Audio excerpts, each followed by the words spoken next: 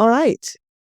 So we're here to talk about your book, The End of Woke, and I'm just holding it up so that readers can see it. Listeners can see it. Hi, Andrew. Welcome to the Hello. Quillette podcast. Thank you very much for having me. Really appreciate it. So the book is called How the Culture War Went Too Far and What to Expect from the Counter-Revolution. And I do feel that's a slightly misleading title, especially the second part of the title, but I think we'll get into that later.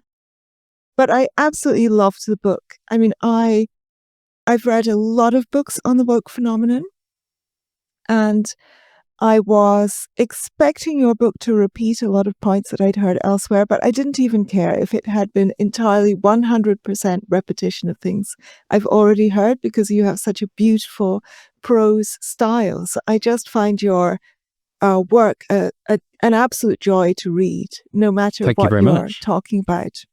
And but I feel that the book is somewhat different from other books on the woke phenomenon in that it's an extremely thoroughgoing defense of liberalism.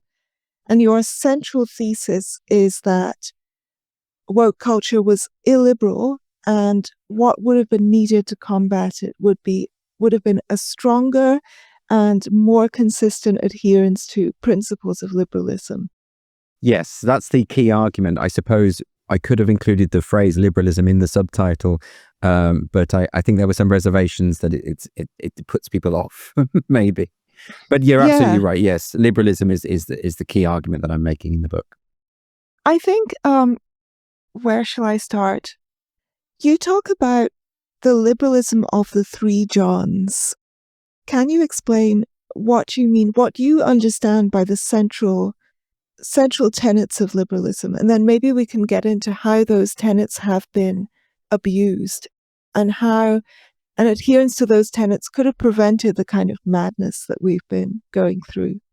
Yeah, I mean, there are a number of... So in the book, I make clear that when it comes to liberalism, we have a fundamental problem, which is that every liberal thinker who has ever existed seems to have a different perspective of what liberalism actually is, which means that you need to be very, very clear about your definition when you're writing about liberalism, what it is you are defending. So in my book, I draw on the three Johns, the idea of Milton and Locke. I draw on Hobbes, John Stuart Mill, obviously. And I talk about the various perceptions of what it means to be a liberal. And in doing so, I also tease out where the differences lie. So it isn't the case that what I'm doing is I'm drawing on a particular author and following them to the letter and saying that this person has all the answers. I mean, you couldn't do that. I mean, John Stuart Mill, for instance, his conception of liberty would not include Catholics, neither would Milton for that matter. And that would exclude me. So I'm not... I mean, one of the mistakes that people make is that I'm, I suppose, using these texts as a guidebook, a kind of new ideology, replacing other forms of ideology with an ideology that you might call liberalism. That's not what I'm doing. In fact, I make the case in the book that liberalism is the absence of an ideology, precisely because it doesn't draw on a set of rules. I think what you can say is that it reaches after certain ideals, and in the book I list what the ideals of liberalism are. And, this is individual autonomy, collective and social responsibility, equality before the law, meritocracy, democracy, freedom of speech, freedom of the press, freedom of expression, freedom of association, freedom of religion. All of these ideas to me summarize, I think, where the most overlap in terms of liberal thought lies. And fundamentally, what it means to be a liberal is that you believe that anyone should be able to say what they like, do what they like, so long as they don't encroach upon the rights of anybody else, that right up until that point. But there's more to it than that, and one of the key things I'm trying to say in the book is that liberalism can only flourish and work if the conditions are right. And partly that means you have to cultivate a social contract. And that's the cultivation of a social contract is not something that can be imposed. As soon as you impose it, it becomes authoritarian. It's something that has to be cultivated and developed over a long period of time. It takes work. It takes tradition. It takes endless negotiations societally over many, many, many decades, many, many years.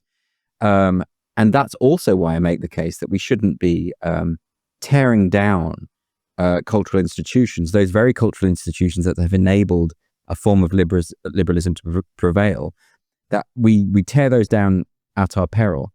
So I suppose one of the things I want to emphasize here is I think there's a big misunderstanding when it comes to liberalism. A lot of critics of liberalism, what they're actually criticizing is a kind of liberal universalism, the idea that, this Pollyanna-ish view that absolutely everyone has the same goals and the same objectives. Everyone wants democracy, wants freedom, and all you need to do is open all the borders and everyone will want the same things and behave in the same ways. That's not liberalism. Because the case I make in the book is that for liberalism to flourish, you need the rule of law, not a set rule of law that cannot be negotiated or repudiated or challenged, because that repudiation and challenge is part of that development of the social contract that I'm talking about. So you need that rule of law. You need equality under the law. You need a sound educational basis. So you need an educational system that facilitates the development of this social contract. And you need a nation state. You need a way in which a forum within which those ideals can be cultivated and can prevail. So when people say liberalism defeats itself, the seeds of the destruction of liberalism are within liberalism itself, I don't think those people have understood liberalism. And because in every single, I think it's quite a banal critique, because I think whenever they point to a failed liberal system, they are always invariably pointing to the moment at which liberals have reneged on the principles of liberalism. So it undermines their point, actually. And I'm saying that any society which embraces wholeheartedly the principles of liberalism, as I outline in the book, I'm not saying I have all the answers or that this will solve every single problem. I've never made that case. But I think what is clear is it's never been done. And I know people will mock me for that. It's like the socialists saying, well, real socialism has never been tried. I put it to anyone. Tell me a society where the principles of liberalism, as outlined in this book, have been wholeheartedly embraced and applied in any society in history. Where is it? And I bet you they can't. Yeah, what you differentiate liberalism from just a kind of endless permissiveness, whereby anybody can behave in any way they like, no matter how damaging it is to other people, and an inability to acknowledge the fact that there are trade-offs, that your behavior, your freedoms could impose on other freedoms, that your freedoms only go as far as the end of the other person's nose. That, I think, is something that tends to be forgotten when people say that the problem is that liberalism has failed. What they mean by liberalism is that some people will be somehow above the law and able to do whatever they like because they're part of a group that is considered somehow sacrosanct. So what they're doing there is they're critiquing a failure of liberalism. That's exactly what they're doing, but they don't see it that way, and that to me is odd. There's a reluctance to accept that virtually all liberal thinkers, from the conservative liberalism of Friedrich Hayek to the social liberalism of John Rawls, everyone agrees that the rule of law is necessary to preserve a liberal system.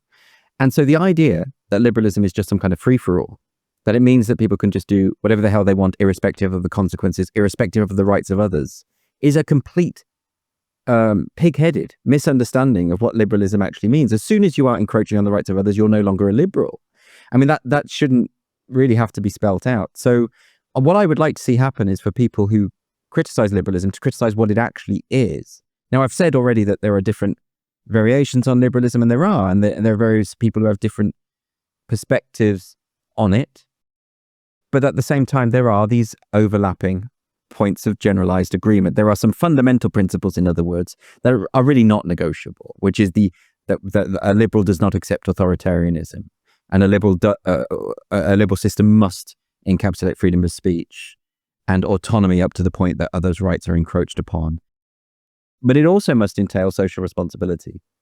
And you would be hard pushed to find any great liberal thinker who doesn't agree with that. And yet that aspect, it seems to be overlooked. I suppose it makes it easier to criticize if you're criticizing a straw man. I mean, we all know that. So that I think is what's happening there. And I would like to have a serious discussion about, I mean, this perception that liberals are calling for this free-for-all. Who is actually saying that? Who is actually making the case that they would like anyone to, no matter what their cultural values, to just do whatever the hell they want? Who is actually making that case? I can't think of anyone. I think that's just a phantom. And, you know, in the book I talk about, there's a long section on John Milton, because Milton very explicitly talked about this distinction between liberty and license, which is an ancient Christian idea of liberty, but it doesn't need to be Christian. Insofar as liberty and license are distinguished, the license is where you have the free-for-all, is where you do whatever you want. Liberty, in Milton's view, is more about virtuous self-regulation. It's about reaching the truth through reason, or at least attempting to, and having that freedom of choice with the recognition of the responsibility that comes with it. And that's what we mean by liberty. So again, as with so many of these cultural debates, we tend to be having the two participants in any given debate tend to be talking about completely different things. You know, I mean, we see this all the time with the gender wars. You know, if you have two people debating about women's rights and gender ideology, etc., well, one party of that typically believes that to be a woman is a biological category, and the other party typically believes that a woman is an identity category. And they're completely incompatible points of view, and yet they're arguing as though the word woman in that debate, that they both have the shared definition. They don't. So before you even get to that debate, you have to talk about what exactly is it are you talking about? And the same, I feel, goes for the debate about liberalism. And we're getting a lot of lazy criticisms of liberalism, but what they're actually talking about is liberal universalism. And it's very important, I think, that those of us who still believe in liberal values, who still believe in freedom, reassert what it means to be a liberal. I think that's what the book's about. Yeah, it's become, and one of the things that you emphasize in the book a lot, and I think it's a very important point that people are missing, is that this isn't a bipartisan struggle. So it's not about left versus right. What happened with woke authoritarianism is that it got embedded into bureaucracies and organizations and administrative structures and universities and everywhere else. And it became a kind of, I mean, in some cases, I think it was governments were asleep at the wheel. They were just, these aren't very important issues, so we can just delegate them to this bunch of bureaucrats.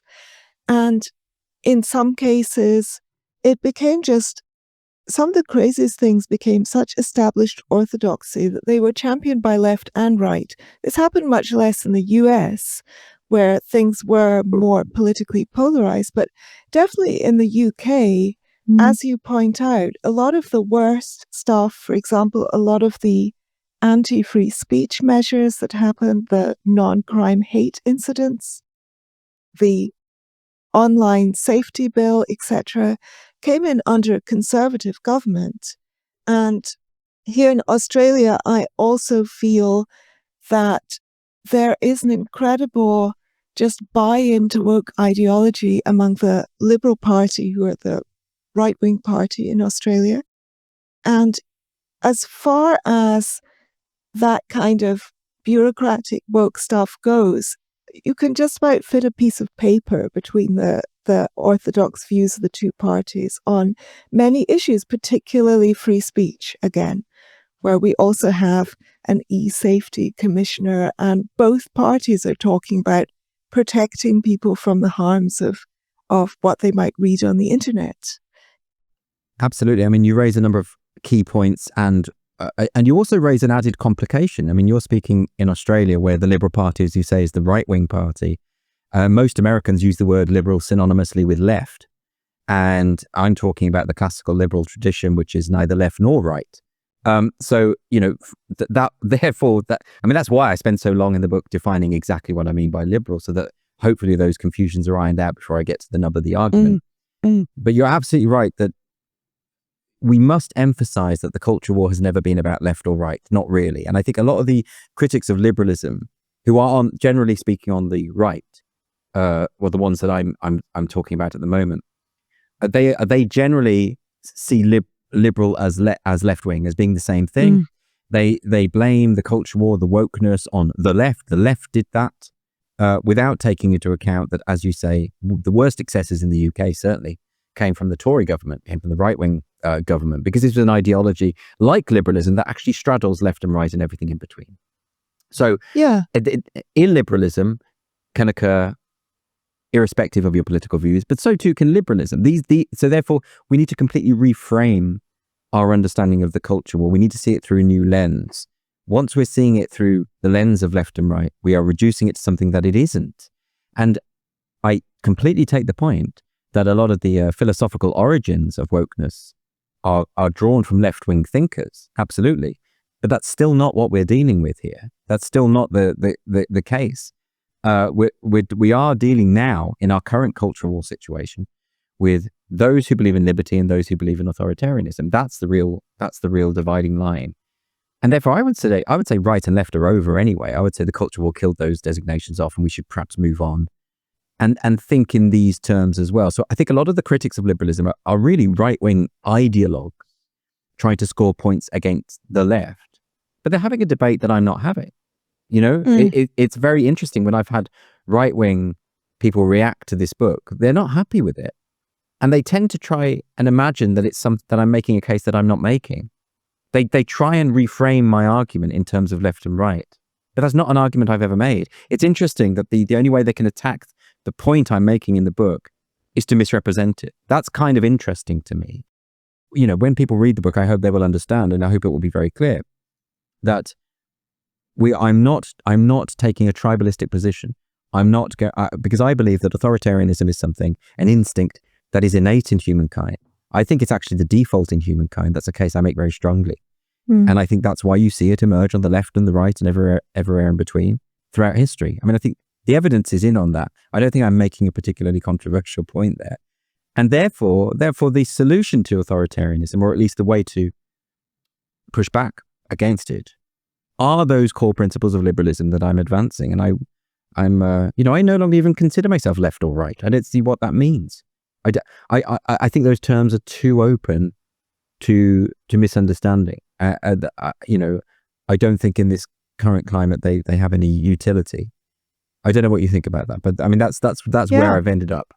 Yeah, I think it's somewhat confusing. So I kind of feel that I have shifted over to more center-right perspective from a kind of center-left perspective, and so it makes sense to me. And I think it's a case of a change in priorities. So it's not that what I believe in has changed at all.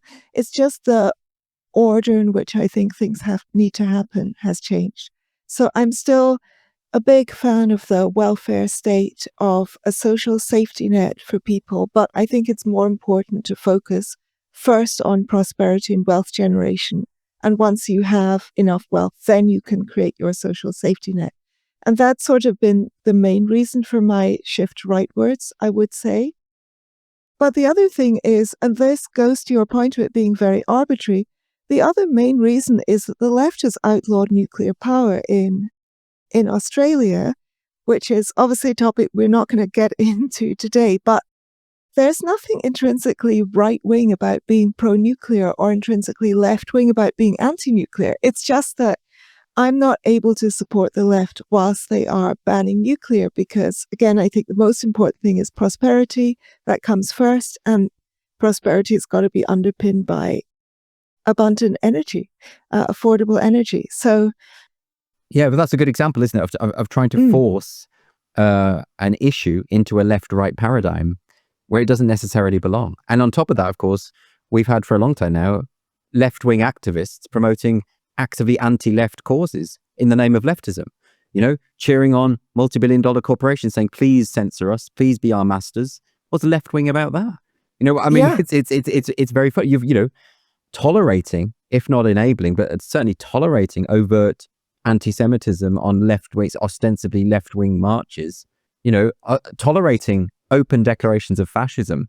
How is that left wing? Where did that happen? So,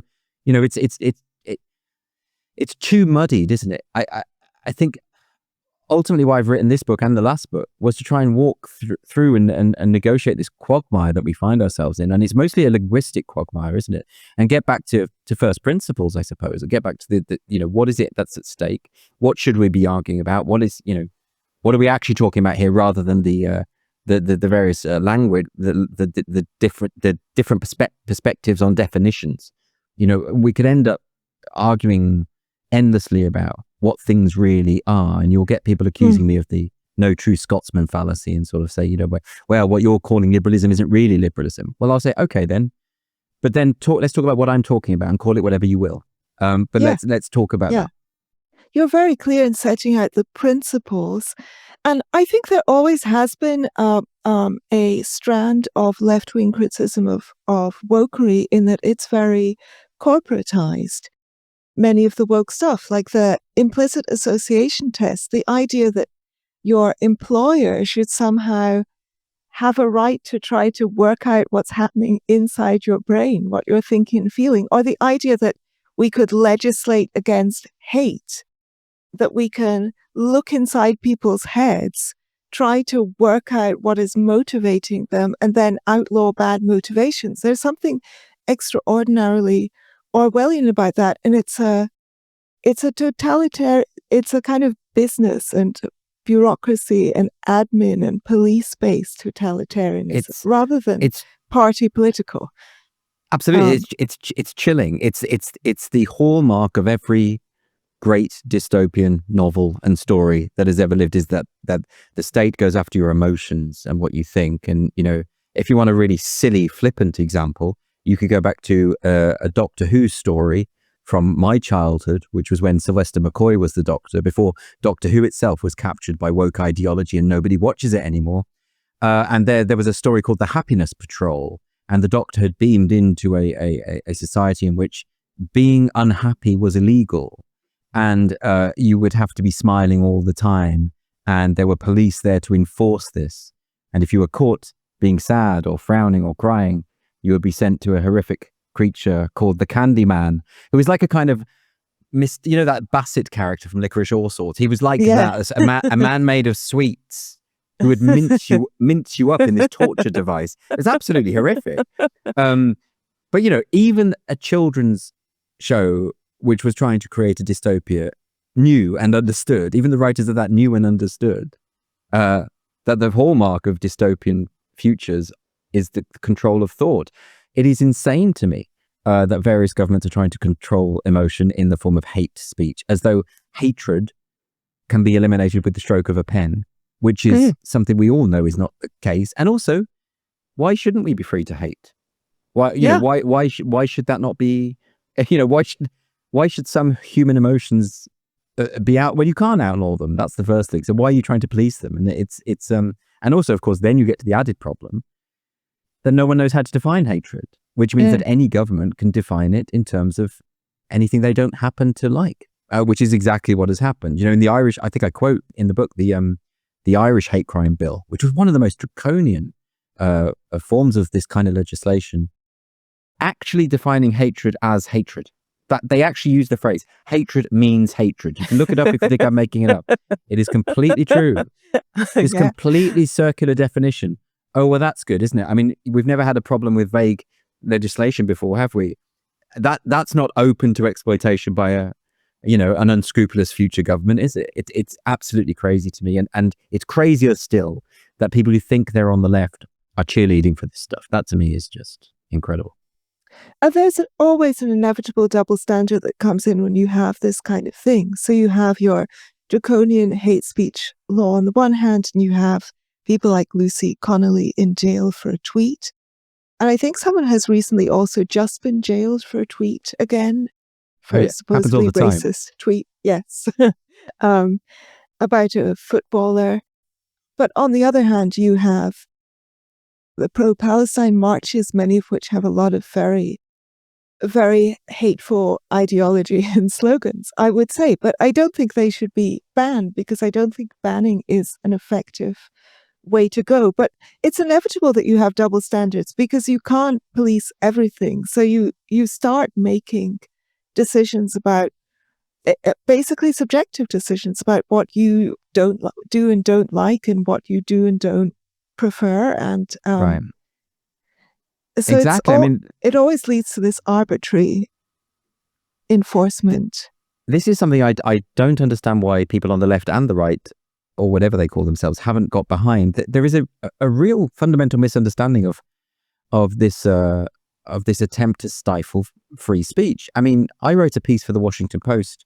Now, I know the Washington Post is very much like the Guardian of the US. You know, it's very much the kind of identitarian ideologue that reads it for the most part. But I was going through and outlining the various cases in the UK where people have been criminalized for speech. And there's a lot. And, you know, by the last count, there are 12,000 arrests a year for offensive speech. Now, it's true that within that, there's some that are connected to other crimes, such as domestic abuse and that kind of thing. But you're still dealing with cases in the thousands of people being arrested, actually not just investigated, but arrested for speech. And I wrote this article not in a particularly polemical way, but just outlining, saying, this is what's happening in the UK. You guys need to be aware of this in America. And the comments were insane. That no one was able to address the point. That all they could do was deny everything that was happening. And what was interesting about that is when you write for the Washington Post, everything is fact-checked, double fact-checked, and nothing gets through that isn't true. But yet all of these readers could only flatly deny it. They say, this is all made up. None of this is happening. I thought, this is like talking to a bunch of toddlers. Like, at least acknowledge the problem. And there's a weird resistance to what's actually happening. And largely, I think it's because these are tribalists who see it in terms of left and right. So a lot of these people will be left-wing people who will say, well, Donald Trump has been complaining about hate speech laws in Europe. So has J.D. Vance. Therefore, we're on the other side. Therefore, if anyone raises these points, we're just going to put our fingers in our ears and say this isn't happening. And that points to a broader problem, doesn't it? Which is the infantilism of political discourse. The fact that we are not having adult conversations, it seems, even among very, very intelligent people. That to me is one of the most troubling things. I'm often in these debates, and so often I'm frustrated by the point that they're not really debating what I'm saying. They're just imagining something and attacking that. Well, we can all do that. We can do it all day long, but it doesn't get us anywhere at all. I mean, I don't know what the solution is. As you know, I don't actually offer solutions in the book. I pose questions and possibilities because I don't have them, because I don't know what you do with a political landscape that has become so infantilized. I don't know how you win that back, other than going back to core principles, going back to education, restructuring the educational system, reintroducing critical thinking into education.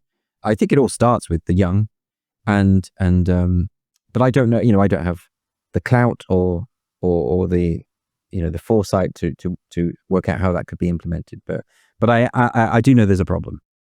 There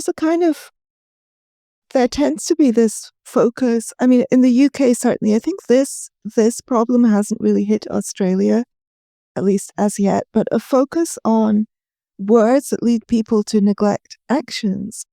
I mean, which would you prefer?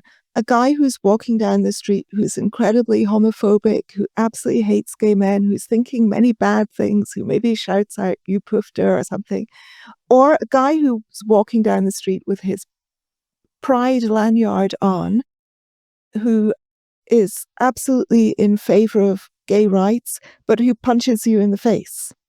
Yeah. Surely you're going to prefer the first person. You can live with a certain amount of illiberal views.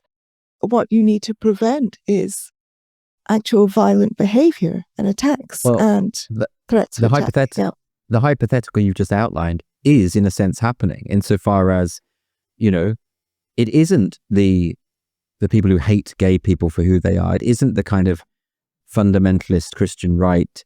It isn't that group. I'm talking about the UK here. It isn't that group that are enabling the sterilization and medicalization of gay youth. It's the people flying the lanyard and the rainbow flag.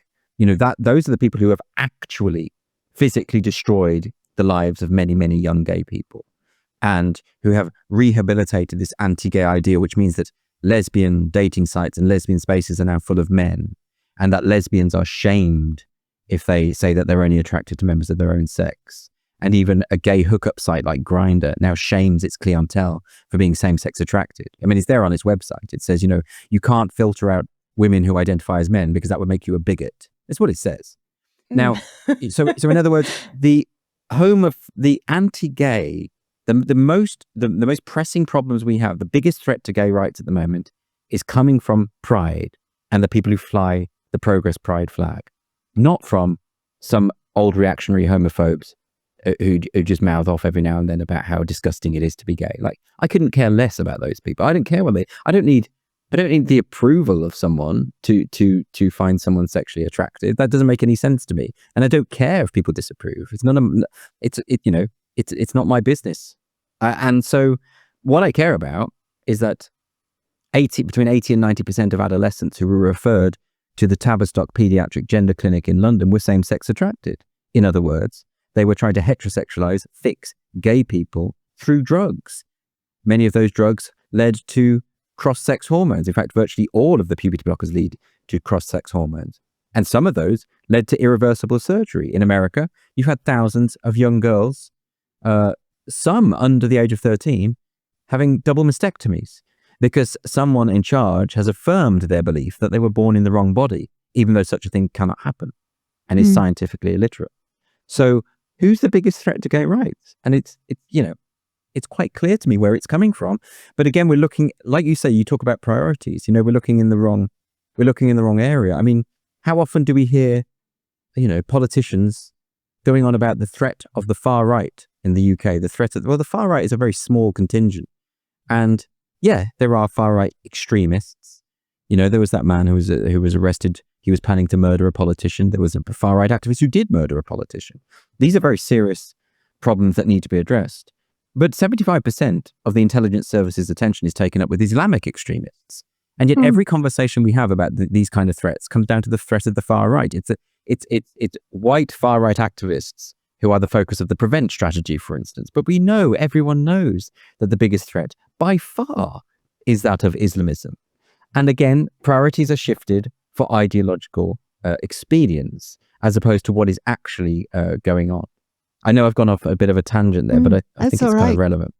Do you think, so you say in the book that the end of, I'm quoting you, the end of woke was always inevitable. And I think that has to do with the intrinsic fragility of authoritarianism, because it always ends up requiring people to pay lip service to beliefs that are absurd. Is that what you think has made it inevitable? And also, do you feel that there has been a wedge issue? I do think that there has been a wedge issue, and I think it's the trans activism stuff has been the kind of wedge issue that has opened up, kind of revealed the absurdity of a lot of what's going on. That's because clearly there are two sexes. Even though there have been, and you do mention this in your book as well, there have been some purity spirals among rad femmes. I get attacked by rad femmes a lot for just having a friend who is a trans woman, even though this friend who has had a vaginoplasty and is not trying to compete in women's sports or go into women's changing rooms or anything else. Is just on liberal principles, I see no reason why this person should not live her life the way that she wishes. But I'm constantly attacked for that. And also, there's a kind of fainting couch feminism that has come back among some rad femmes, that it's I feel, an exaggerated perception of the danger of men. Sorry, I'm going off on a tangent myself here, but you're right, because the purity spirals are a real problem. I mean, you will be harangued by a certain contingent of radical feminists because you used the pronoun she about your friend there, right? So there's a determination among a small minority, I have to say, to police the speech of others. Well, that's what the trans activists do. Yeah. There's a small minority of radical feminists who say that men are entirely the problem, and worse than that, male sexuality is the problem, right? And that goes back to your fainting couch feminism idea, the idea of women that are pure angels who are untainted, and men are evil monsters. And that's another aspect to it. And yeah, there are some very vicious, and those people do lie and defame and smear as much as trans activists do. A lot of them have even gone so far as to say we need to ban cross-dressing. We need to ban, what business is it of anyone's how someone dresses? Like this is something that, so the illiberalism, again, the reason I mention that in the book is that illiberalism, anti-liberalism can seep in to any movement whatsoever. I broadly, I know that there are only two sexes and that human beings cannot change sex. And so, but I don't want to police my belief, impose my belief on anyone. So I want to persuade people of my belief. And unfortunately, there are authoritarian, gender critical feminists who would like to impose it, or at least would like to bully, smear, defame, and attack brutally anyone who deviates. Well, that's not how you're going to win over hearts and minds, is it? And I wonder whether, you mentioned the trans activism being the tipping point that made the end of woke inevitable. And I think that's true, because I think their tactics were too authoritarian. And ultimately, it doesn't work. I quote the More in Common initiative studies into the prevalence of woke ideology in the public at large. And at its height, it was only ever approximately 8%. 8% of the population in the UK and in the US who ever really supported the woke movement. Well, what that means is that this movement was a top-down, authoritarian movement that was imposed by the elites, by the people in power, against the wishes of a subdued population. We've seen that throughout history in every tyrannical regime. That is the template, right? But that's also the undoing of the template. I quote a book about humor during the Soviet era in the Soviet Union by Jonathan Waterlow, who's a historian. And he talks about he's actually gone back to the archives and drawn out these fascinating records of the jokes that people told under Stalin, the jokes about, this thing could get you arrested and killed and thrown in the gulag, but they still did it. They still used humor as a defense against this thing, because they all understood, and he describes it as cross-hatching. He understood that they lived in two societies at the same time, a cross-hatched world. The one society is what you what you say when the agents of Stalin are listening, or what to say to people because you don't know who is listening. The performative society that you live in, that anyone under a despotism or tyranny lives. And at the same time, there was this other society going on, which they negotiated and navigated through humor and through jokes. And that's very interesting to me, that the population were always, in one way or another, pushing back in whatever way that they could, because, freedom finds a way, doesn't it? And I think the same thing happens with the woke. With the woke, everyone knew to pay lip service, didn't they? Politicians would say trans women are women, knowing that they didn't believe it, and knowing that we knew that they didn't believe it. But that was the cross-hatched world. That was the performance they were meant to give. And it didn't matter that we all knew it was a fiction. But ultimately, these ideologies die because they collide with the brick wall of reality. And as you say, the trans movement did something that no other movement claiming to be on the side of civil rights ever did, which is, not only are we going to impose our values on you, we're going to make you believe what we believe. We're going to make you say the words that we want to say. We're going to weaponize the police force, the law enforcement agencies, to criminalize dissent. That's where, and we're going to go after your kids. We're going to indoctrinate your children with books, with teaching, with curricula that tells them that these highly contested ideas are in fact irrefutable truths. And that's, I'm afraid, where they went too far. And worse than that, this ideology is going to reach the highest echelons of the NHS, and children are going to be mutilated as a result of this. This is about as far as you can go with how far do you think people are going to be pushed when it comes to their kids? Not very, So I think that's why I say it was inevitably going to collapse. I don't say in the book that it has collapsed. I say the process has certainly begun. I don't even make any kind of prognostication for how long this is going to take, or when it will finally be over. Yeah, of course. But you don't have a crystal ball. No, exactly. All I can say is that the core elements of wokeness, which are what I believe are the authoritarian elements, they will recur with certainty. That's what I can say for certainty without being a Nostradamus. I can say yes, because the default of humankind is authoritarianism. That's going to come back. It already is. It's already coming from different forms. It never goes away. The project of liberalism is not to reach a utopia, it's to be ever vigilant against precisely this phenomenon. Yeah. So what are some of the elements of the backlash that you're most concerned about? I mean, one thing that you mentioned in the book, which I've also noted, is that in these kind of times when one authoritarian ideology confronts another, there are certain people who are always losers, who are always going to be attacked by both sides. Jews are one group, and I think gay people are another group. And I've certainly noticed that there has been, from some quarters, a kind of counter-identity politics, which is a Christian identity politics, as I would think of it, and people who are not necessarily even believers at all, but have just adopted this, and they are taking a very old-fashioned conservative approach. Really, they and the trans activists are in agreement on the idea that LGBT is just one big mush and it's all connected. So the trans activist claim has always been that the trans rights, and I do believe in some trans rights, but not in the kind of level of overreach that people have taken, but their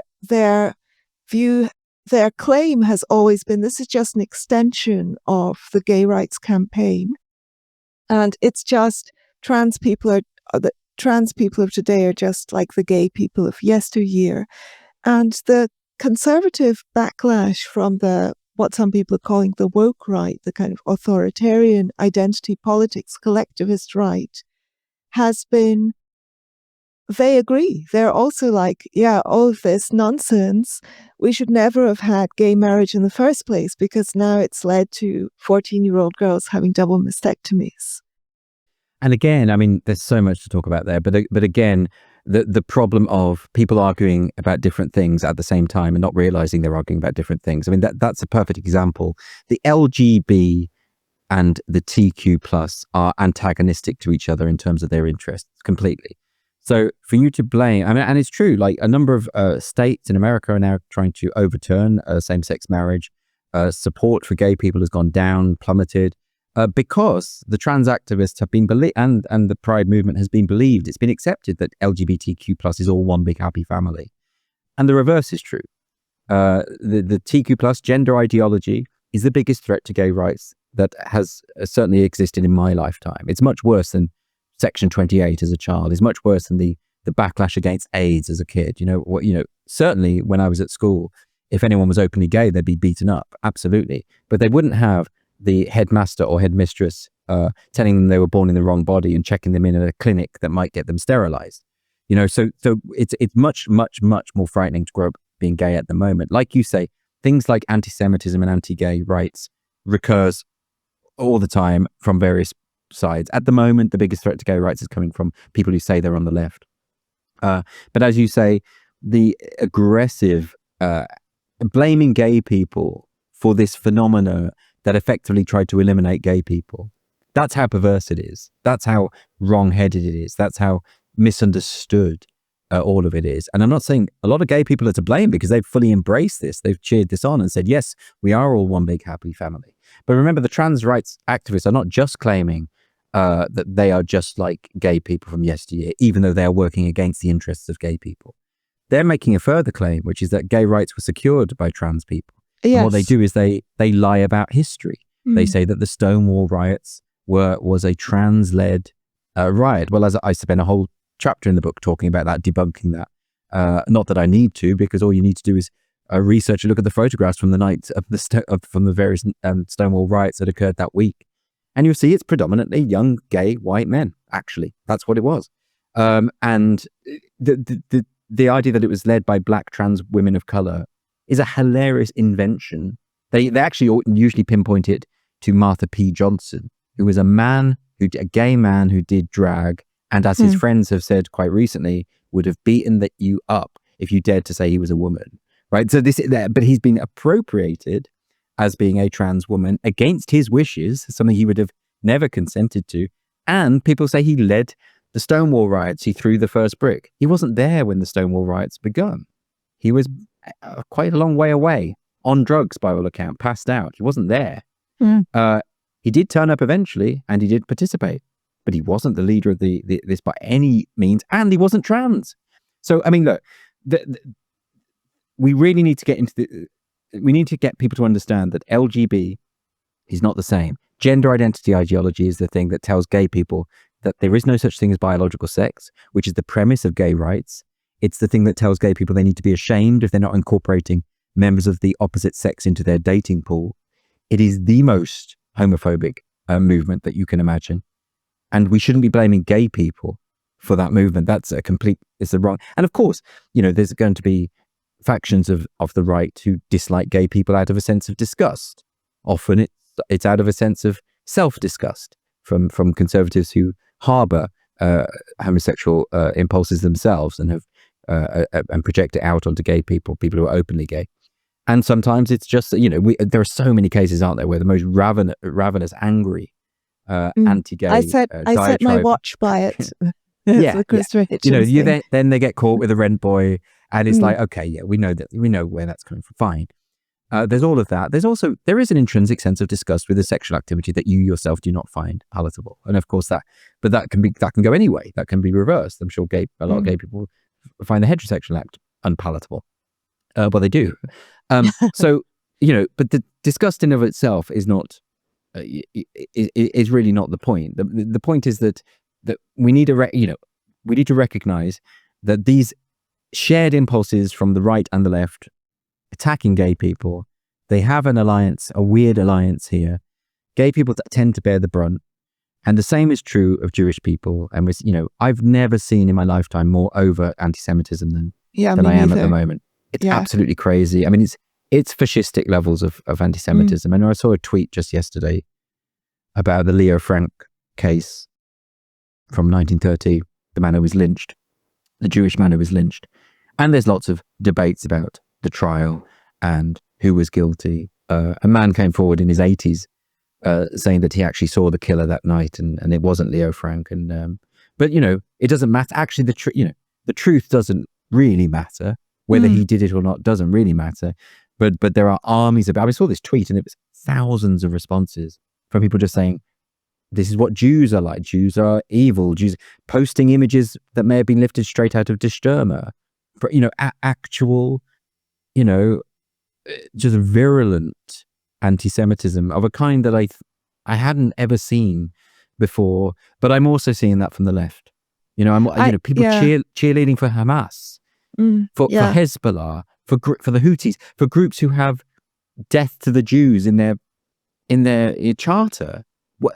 And this is, I mean, you've even got gay rights groups cheering on the Iranian regime. That's happened. I think that happened in Australia. Absolutely insane. Yeah. Yeah. So again, you get the scapegoats of gay people and Jewish people. It seems to be eternal, doesn't it? And there's, and again, that's why vigilance is required. Well, I think part of that stuff is a pre-woke thing, or something that is, of course, was co-opted by the woke movement, which is this eternal romance that leftists, also people on the right, have this too in a different way.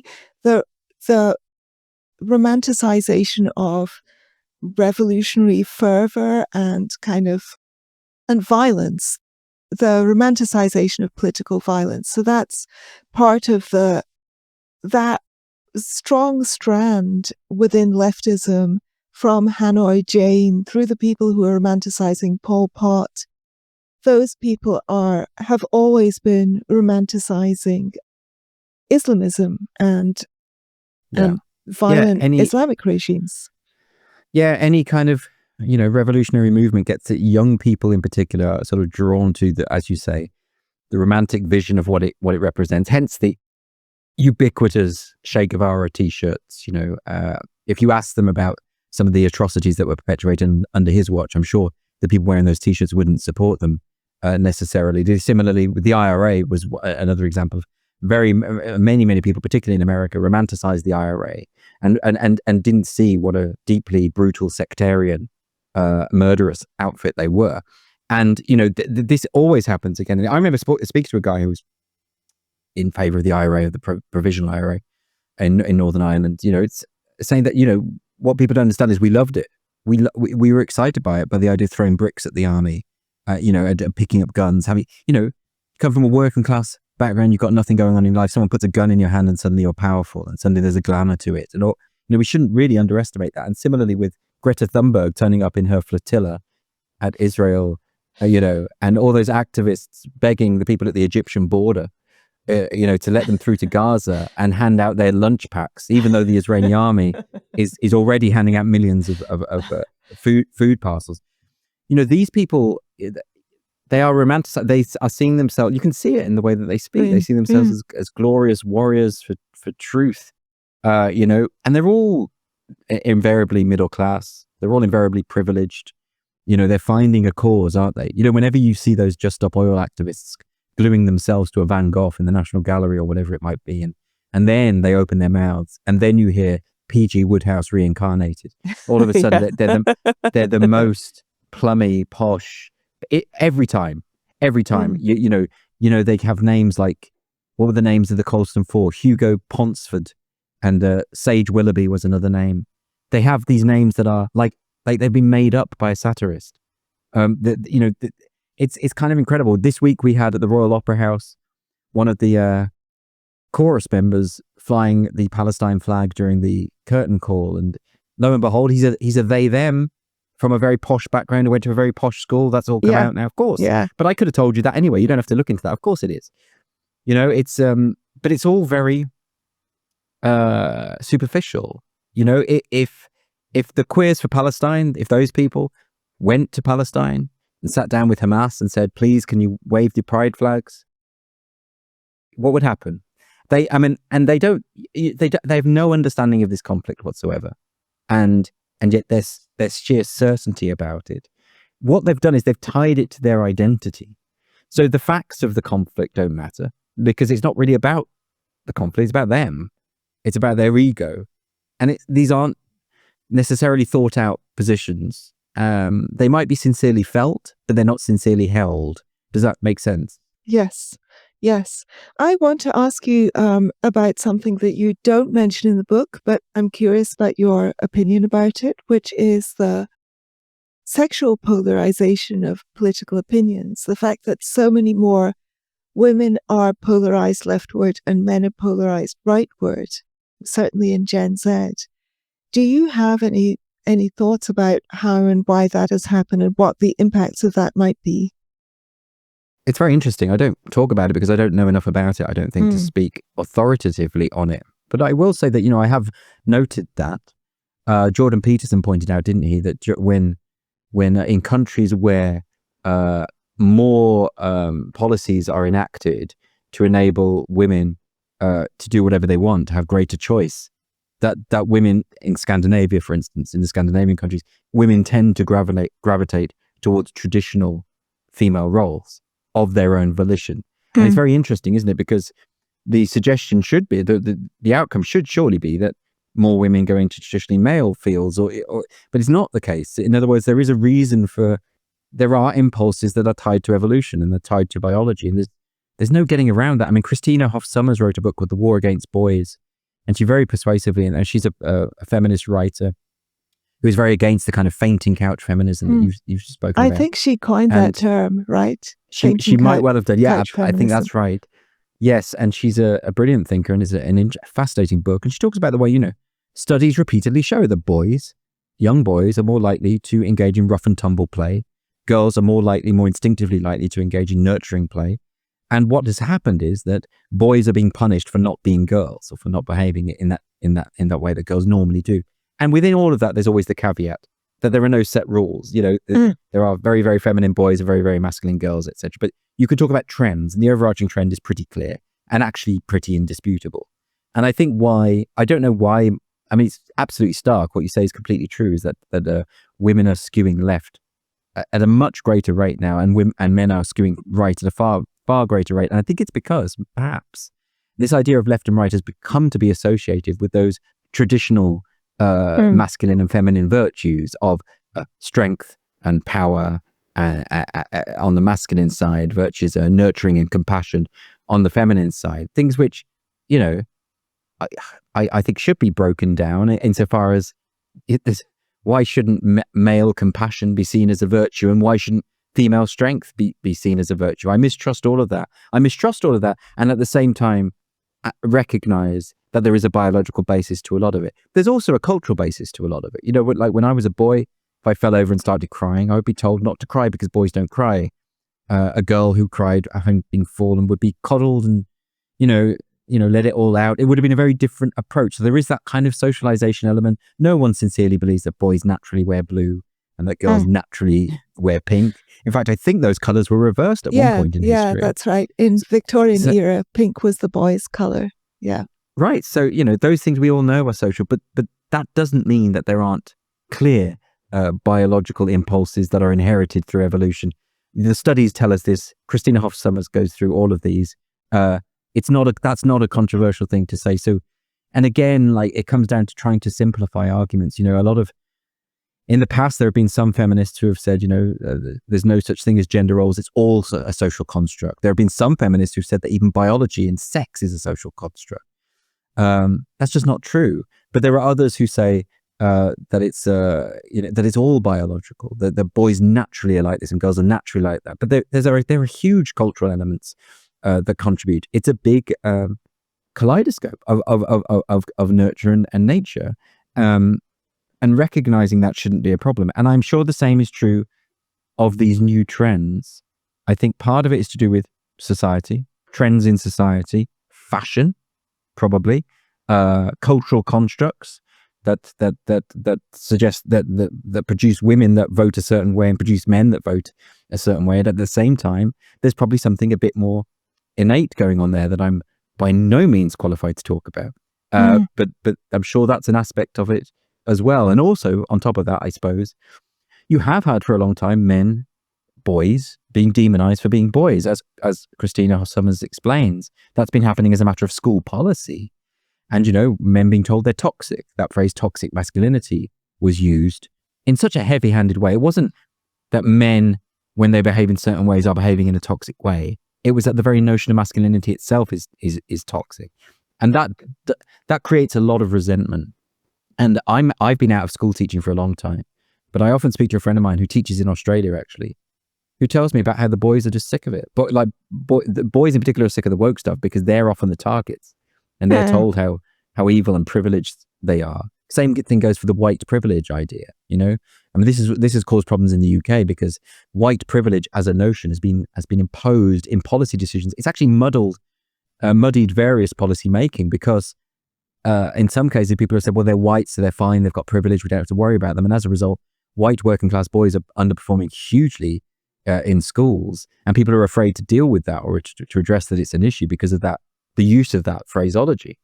So I don't think it's helpful. You know, in other words, to answer your question, I don't know why. I do know it's bound to be a combination of cultural factors and biological factors. I think it's worth recognizing as a trend, and I think it's worth discussing. As for the conclusions, I don't know what to say, except that isn't everything polarizing at the moment? I mean, aren't people in every way, and people are retreating more and more into their tribes and what is expected of their tribes, and I'm on the left, therefore I must hate everything Trump says, or I'm on the right, and therefore I must hate everything that Biden says, and it's just unthinking en masse, you know. I feel Australia is much less polarized than either the UK or America or Argentina. It's less polarized than other societies I've lived in. But in some ways that is not good because it means there's just less range of acceptable political opinions. And it's very difficult to push back against things. There's a terrible wishy-washy consensus about some things that I just think are terribly wrong. Well, at the same time, there's, you know, you had a judge in the Sal Grover case in Australia saying that sex is changeable. I know, you know, and I think gender ideology. That is one of the things. Yeah, that's one of the things about which there's little pushback, and oh, really, yeah, in the Liberal Party as well. So I think that Australian society is not as polarized, but that's not necessarily always a good way, because one way that we progress and find truth is by arguing with each other and being motivated to find out the flaws in each other's arguments. Oh, absolutely.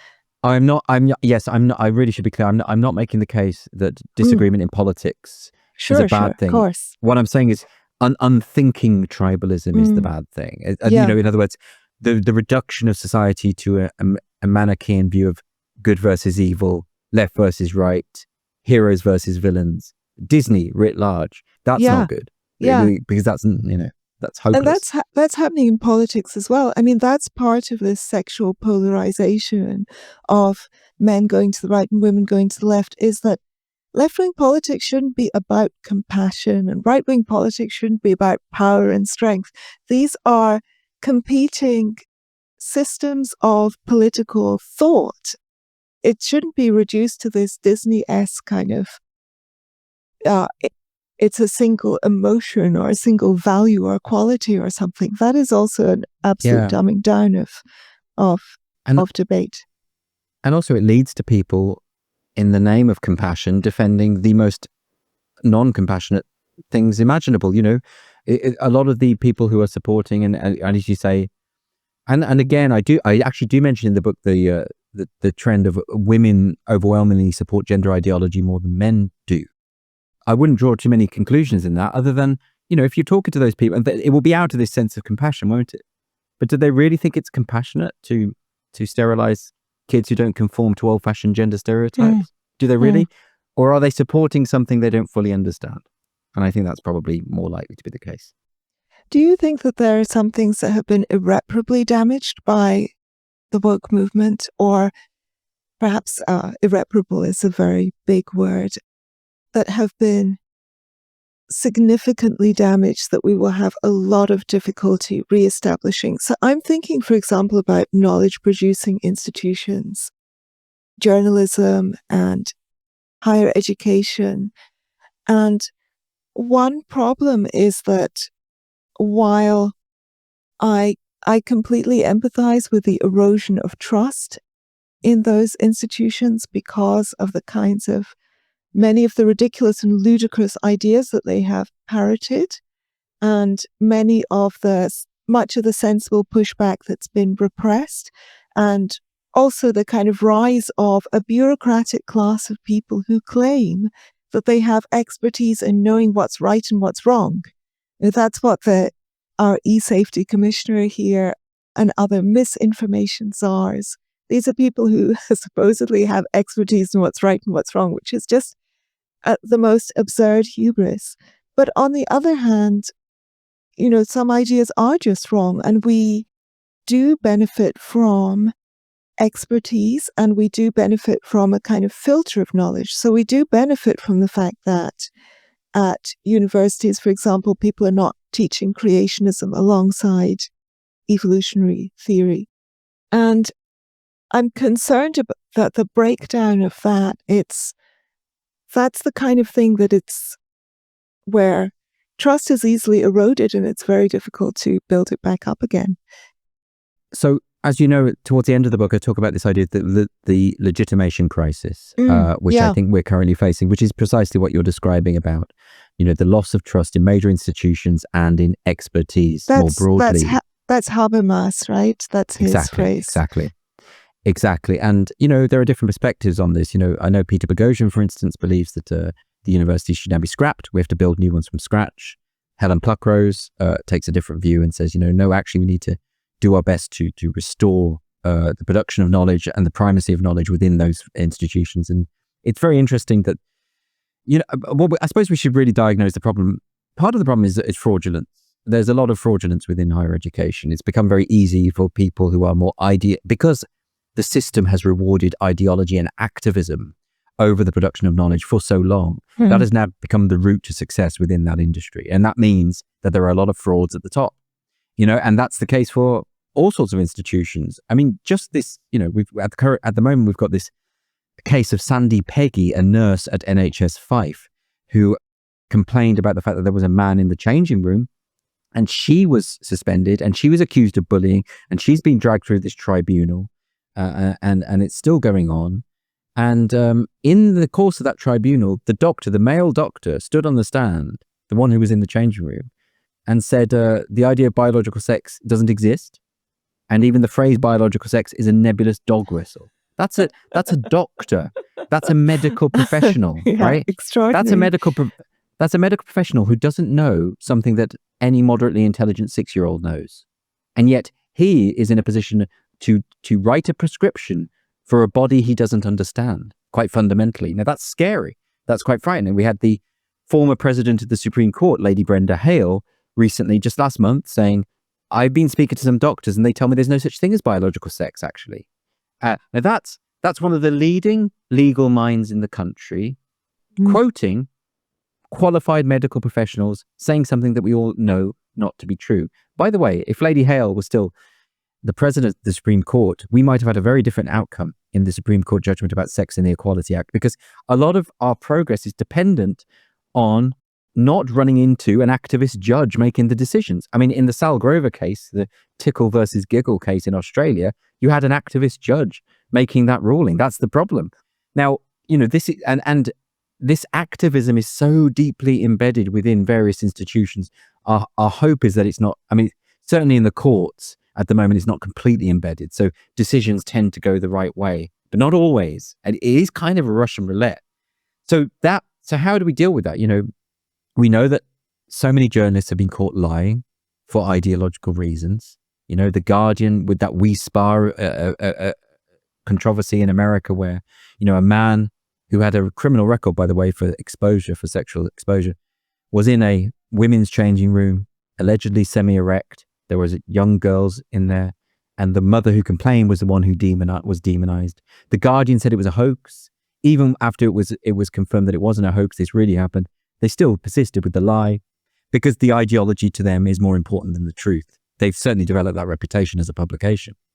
So what do you do when major media outlets are lying to you and are caught in a lie, and they double down on the lie? Well, and what do you do when academics are saying things that are factually wrong in the name of their ideology, and politicians are doing the same, and judges are doing the same, and the police are doing the same? And there comes a point where you say, and this is really dangerous, I think, because as you say, we do depend on expertise. If I've got a headache, I take an aspirin because an expert tells me it's going to do the job, and it does. But if we don't believe in expertise anymore, then who provides the prescriptions? Who builds our bridges? Who builds our planes? We need it. We can't know everything. We each have a very limited scope of what we can be learned in. We have to outsource a lot of our decision making to people who've studied very, very specific things and are very good at it. But what happens when those people are lying? And that's really, really difficult. What happens actually is everyone starts being mistrusted. And we see this particularly on the right at the moment, this embrace of conspiratorial thinking across the board. Saying, oh, none of this happened, or we believe. And they'll say it in such a way that as though they're completely certain, yes, the COVID was a hoax that was invented by Washington, or the moon landings did not happen, or Paul McCartney died in the 1960s and the man who claims to be Paul McCartney is a doppelganger. Or if you rearrange aspects of the portrait of King Charles III, you can see a demon, because the world is actually run by a satanic cult who hide behind the WEF, and they meet every full moon and sacrifice children or whatever, and they say it with such certainty.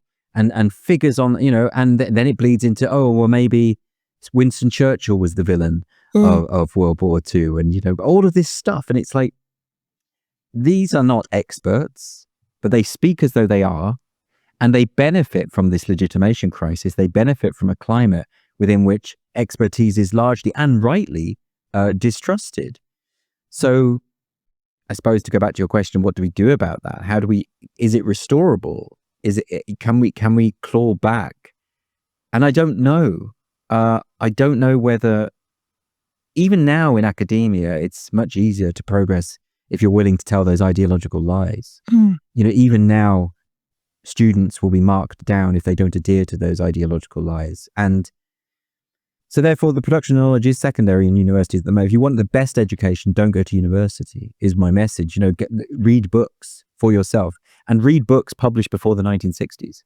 Read books before all of this stuff kicked off, because otherwise you're not going to be learning anything. That's not entirely true, by the way, of course. There are some Yeah. academics working today who are excellent, who are doing excellent work. Obviously, Yeah. I'm talking Obviously. very, very broadly here. Yeah, I'm talking about, but they are, they're self-censoring at work, and they're being very cautious about what they say, or they're being demonized as fascists or whatever, So again, sorry to disappoint, I don't have the answers. I think there is a case to be made that we can do both. We can take the Pluckrose and the Boghossian solution, and when it comes to higher education, we can do both.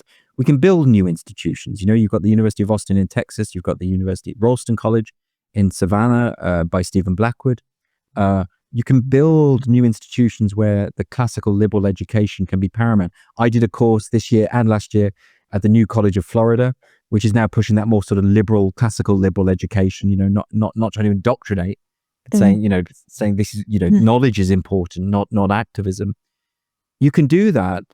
And in fact, at the New College of Florida, they're trying to obviously do the opposite, take a liberal arts college that has gone too far, that has been captured by wokeness, and restore what the university was meant to be about from the beginning.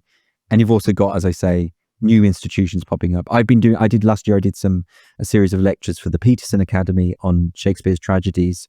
And I'm doing another series of lectures for the Peterson Academy on Shakespeare's comedies in October. And this is a great thing for me because, my mandate was simply teach it as you want to teach it. And fantastic. I want to take those courses. Well, it was so much fun because, it's for the tragedies, it's 7 lectures, and people pay a flat fee to have access to all the courses. So there are various courses by various people. James Ord has one on Plato, for instance. There's a brilliant one on the history of Western music. There's some really great stuff. Michael Sherman's got a course. There's some really great courses there that I've been benefiting from. And it was, I think, $600 a fee. Now it's gone down to $400 because it's become so popular. They're able to lower the price. Maybe one day they might even get accredited. I don't know, but I think they've got roughly 40,000 people signed up for that. So it's going very, very well. And maybe that is the future. Maybe it's, like I say, what are you going to benefit from more? Reading books by people who know what they're talking about and listening to people who know what they're talking about, who aren't trying to promote an ideology at you, or going to university where you're going to be marked down unless you subscribe to the ideology. So I think maybe this is the future, that kind of autodidact approach. Maybe that's the way we need to go. Yeah, and AI will certainly help with the authority problem, because although, of course, the AI is going to be affected by what is fed into it, so if nonsense is fed in, that's what will come back out. But there is a wisdom of crowds thing going on here, where if you give the right prompts, you can obtain a lot of information that would otherwise have been gatekept. Absolutely. And we might end up with an AI model that doesn't try to push an ideology. At the moment, we don't really have one. I mean, the problem with ChatGPT and that kind of thing, where they are useful, I think, is as brilliant search engines. Insofar as, you can say, oh, I read an article in around 1999 about this subject, but I can't remember who wrote it, and it was about this. Yeah, they're and fantastic. It will find. You can't put that into Google. You get nowhere. You just get pages and pages of nothing. So that's great. Sometimes when you do that and make something up, I mean, I've had one thing about AI is it will lie to you rather than say I don't know. So, much less so now, though. Much less so. Oh, really? Yeah. Well, I even had it come because I was looking for a particular article in a journal, and it invented the title and invented an academic. It just said this, and then I said, I've looked this up. This person doesn't exist, do they? And they said, yes, I'm glad you've caught me out on that. That's right. I shouldn't have said that. It's like, this is crazy. And then, but also there's the ideological thing. So for instance, I was doing a search because I remembered a case of a judge in the UK where a man, an immigrant, an Islamic immigrant, had raped a 13-year-old and a girl, and had been let off by the judge because the judge said, well, you didn't understand that this was wrong. In your culture, this was considered okay. I remember that this actually case. happened. Yeah, it's horrific. And I was trying to find the name of the case, and I entered it into ChatGPT, and I said, I can't remember the names involved, but I remember this happened. And it came back with a full spiel with all the names and all the cases, because it's in the public domain. And then it deleted it. So it all came up on the screen, then deleted it. And I said, oh, why did you delete that? And it said, I didn't. And they said, yes, you did. Give me the information again. It gave me the information again, then immediately deleted it. And I said, why do you keep deleting this? And then it says, I think it might be violating my terms of service because it's about an Islamic perpetrator of a crime. And I said, well, that's not your decision to make. I need the information. The information is in the public domain. You're not here to censor. And he said, you're absolutely right. I'm so sorry. Here's the information again. Did it again, deleted it. Straight away, just deleted it again. Wow. So you have these ideological bugs because the makers of AI, by and large, are woke. And they are quite embedded. Maybe we'll reach an AI model that goes beyond that and doesn't misrepresent the truth. I think because that's the only way it'll work. I think I hope we definitely so. will. I don't think that it can be contained in that way. Indeed, I and feel the non-ideological ones, they'll become the more popular ones, the non-ideological ones. Exactly. Of course, that's true. But by the same token, I do worry about it insofar as I worry about children and education, about people having AI write their essays for them. I think you probably have to return to a more rigorous examination system, which is no bad thing anyway. You know, people I think need to be, there's no point in trying to put the genie back in the bottle and pretend this facility isn't there and pretend that it's not a great research tool. But I think people need to be trained to understand that actually it's not in their benefit to cheat and to get AI to do things for them, because you're not exercising your muscle, your brain. I think we'll end up with people who can't write very well because they just say, tell me how to write this. And so there are those dangers. And I think we need to be alert to those dangers. And I would like to cultivate in the education process this sense of that you wouldn't want to. I mean, I could never submit a book that I had not written, that I know that I'd outsourced to a computer, because I would feel like a fraud, and I would feel that there's an ethical issue there. And I think most people do share that view. But I think if you grow up in this world and you can easily get a top mark by putting in the right prompts, you might just not train that part of your brain. Yeah, absolutely. That you wants won't, to write. because humans always go for the easier option. And that's usually good. It's good that we're not laboring for 15 hours in the coal mines. It's good that I don't have to grind my own coffee with a mortar and pestle or whatever. Yeah. We're going to go for the things that minimize time spent on them. We're going to go for the easier options. Which is good. Yeah, that's fine. That's usually good. But I am concerned that people will stop reading and also stop writing. Well, you know what they're doing now? Will be totally outsourced. Yeah. I mean, if they're reviewing a book, you could just put the book into ChatGPT and say, give me the summary of this. But that's very bad, because, of course, no ChatGPT summary of a book will give you the effect of a book, because the author has chosen the rhetorical approach, the structure. It's only through the act of reading, and reading carefully, by the way. This is why I also don't think skim reading a book, I don't think you're in a position to review a book if you only skim read a book. Yeah, I agree. I think you have to sort of invest in what the author is trying to achieve. And I also think this is going to be very bad for the arts. I don't think that a computer can create art. I should say that just on a philosophical level. I don't think that's possible, because I think art is about an insight into the human soul. I think it is, as Zola said, life seen through a temperament. I think it is. So however much an AI model might mimic the creation of art, I don't think it can actually achieve it. And I think, so I worry about that as well. But at the same time, it's a great tool for creatives. If you're writing a historical novel and you need the facts of a particular place at a particular time, you have this amazing search engine that can speed up your process massively. So long as you're not then saying, well, write the book for me then. Yeah. Because then it's no longer art. It's no longer. It can only produce cliche by definition, because because of the way that it operates. Yes. Yeah, I think that you keep coming back to the fact that you don't have the answers. And I think that is actually kind of a strength of the book.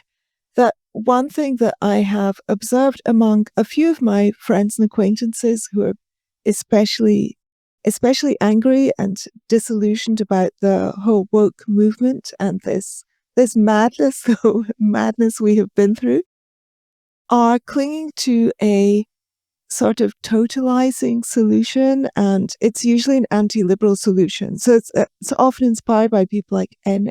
Lyons and other other so-called post-liberal commentators. And it's once again a kind of, I've got the perfect scheme. We just need to organize society like this. Yeah. And Yeah. even setting aside the ethics of it, whether I think these schemes are kind of ethical or fair or whatever else, they just won't work. Like, this won't work. And you will have to persuade people and you will have to appeal to people. And I can tell you for certain that this won't work in Australia. Australians are not going to go for that. So it's a non-starter to begin with. And it has this feel of childish kind of fantasy, just like the mirror image of a communist utopianism. I think I saw today did you see that kind of ridiculous debate with Mehdi Hassan, who is someone who I actually cannot stand, but the journalist Mehdi Hassan was confronted by this group of young people who are all these post-liberal far-right types, and they just came across as so clownish. Everyone was laughing at them, and it was because it was so idealistic, and I use that term in a neutral sense. It was so based on, this is the fantasy solution I've got in my head, and it's all hangs together, it's internally coherent, but the problem is that nobody is going to go for that, and these kind of totalizing solutions don't tend to work in real life. I agree. And also they're kids, aren't they, right? They're kids, yeah. And they have that tendency to think they know everything. I think the humility to understand that we're always wrong about a lot of things, we have to be. That's kind of important. And not to say you have all the answers. I mean, people might find my book frustrating for not offering the answers, or they might accuse me of doing the thing you're describing, insofar as they might say, well, you're saying if only we applied all these liberal principles, everything would be perfect. But actually, that's not what I'm saying. And what I say quite explicitly in the book is that there is no perfect. There is no utopia. The word utopia comes from the Greek for no place. It doesn't exist. That's why Thomas More used the word. The liberal project never believes that it can solve everything. What it says is that we tackle the problems as well as and when they arise, and we do our best to move forward.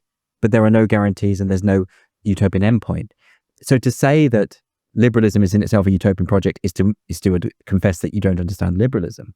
And I don't think I've got the answers. And hell, I mean, it might be the case that if a society did develop that authentically and consistently was liberal in the schema that I'm outlining, that it might fall apart. Who knows? I don't know. It's never happened, so we don't know. But I think the point is, I come back to that point of humility. Can't we just all accept that we just don't know, and we need to have the conversations, and we need to make the arguments, make the case, be willing to be challenged, be willing to modify our perspective as we edge forward in this messy world of ours on this stupid mud ball, and try and make the best of a bad lot. I mean, isn't that the only way we can get anywhere? Rather than, I think every totalizing idea, everyone who says they've got all the answers, should be immediately mistrusted. Well, they're wrong. That's the first thing. So we know they're wrong. So there's absolutely no point.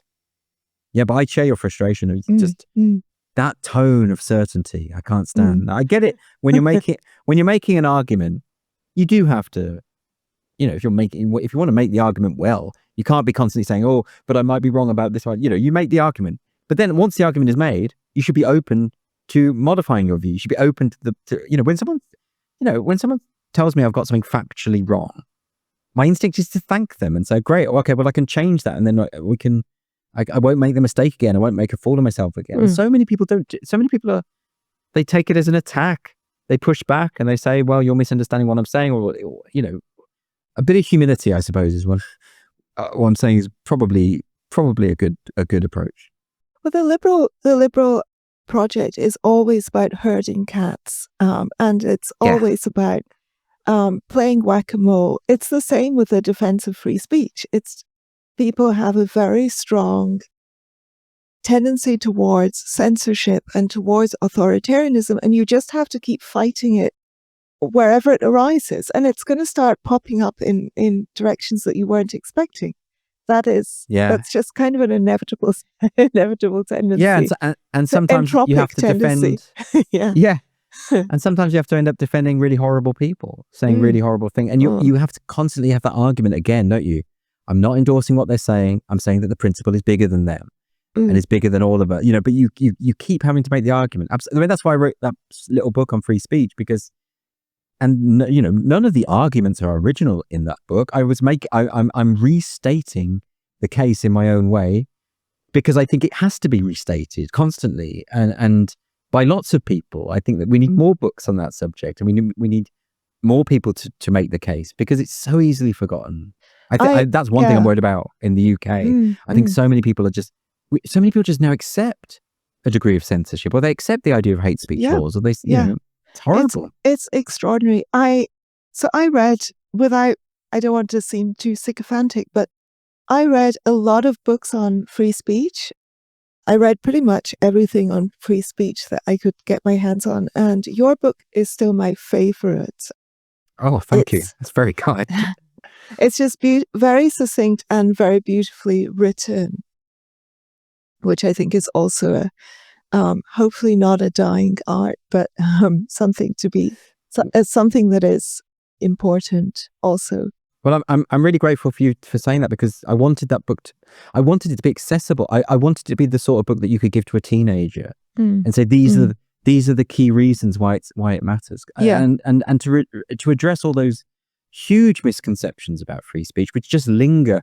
They're like cockroaches. You can't, like, not even a nuclear bomb would get rid of them. They just keep recurring, and it is exhausting, isn't it? Because you keep having to make the same arguments again and again. That's another reason I wrote the book. When people ask me these questions, I just say, just read the book. I've done it now. I've explained my point. I don't have to have these arguments again. Is there anything that we haven't talked about that you wish we talked about, or anything I haven't asked you that you wish I'd asked you? I mean, as you know, there are various chapters in the book. One dealing with the gender wars, which I think is very important, which we've touched on. There's one about, there's a chapter about heresy, and about the idea of, how we're not really addressing the threat of Islamism, and we're not looking to see what happens in a culture such as Sweden, who have gone so far down the path that I don't know how you resolve it at this point. And and that's something we could have talked about. I suppose it's a big long conversation, so it's not so much as I wish you had. It's just that I think it would have been a very different podcast. And also and one of the complications of that, of course, is because of the intersectional hierarchy, which now places Islam at the very top. It means that, again, people who claim to be progressive are supporting the most ultra-conservative, reactionary elements within a faith at the expense of the gay Muslims or women within that faith. The women of Iran who are throwing their veils off and risking being beaten, tortured, and killed for the sake of freedom. And we're siding with the mullahs, or the left. The people on the left are siding with the mullahs. I mean, that to me is a very dangerous and a complete inability to address the problem, and this very patronizing view of Muslim Westerners that they too would not like to address this problem. That it's a big mess. It's one of the biggest things that I think is going to be a challenge at the moment, particularly in Europe. It's a problem, and there's no point in just sticking your head in the sand and saying this is not a problem, because what happens then? Voices on the authentic far right are the only ones talking about it, and they claim the mantle. And why would you offer them that gift? Why would you do that as a progressive? What I'm saying is, addressing this issue is the progressive thing to do, is the liberal thing to do, and yet people don't. Yeah, and I'm not even afraid that the far right will win that debate. I just think they won't even be effective. So it's not even that you will achieve what you want, which is the real pushback against Islamism. There's not going to, I don't have a crystal ball, so I don't know for certain, but there's not going to be, as far as I'm concerned, a far right government in Australia. If you want pushback, you've got to push back from within the broader spectrum of centrist politics, basically, and liberal thinking. That's where you're going to actually be able to create a difference. And it comes back to that point of, this liberal universalism. A lot of people blame what's happened in Sweden on liberals. But of course, the way in which mass migration was handled in Sweden was completely against the principles of liberalism. They were saying you don't need to assimilate. You don't need to worry about women's rights. You don't need to worry about gay rights. You just do whatever the hell you want. That's not liberalism. It was never applied in that country, and it hasn't been applied since elsewhere. And so it does come back to that key point, which is, what do you do if you're going to have mass migration from countries where democracy and liberal values are not only mistrusted, but they are despised, and that you don't insist on assimilation. You don't have this kind of a robust form of liberalism. That means that your citizenship is contingent on adapting to the values of the host nation. If you don't have all of that stuff, this is why I say liberalism will depend upon the nation state to thrive. But to jettison that, this is not evidence of liberalism's failure. It's the opposite. That's the point I'm making. Yeah. Thank you so much, Andrew. It's been a great pleasure to talk to you. Thank you for having me. I really appreciated talking.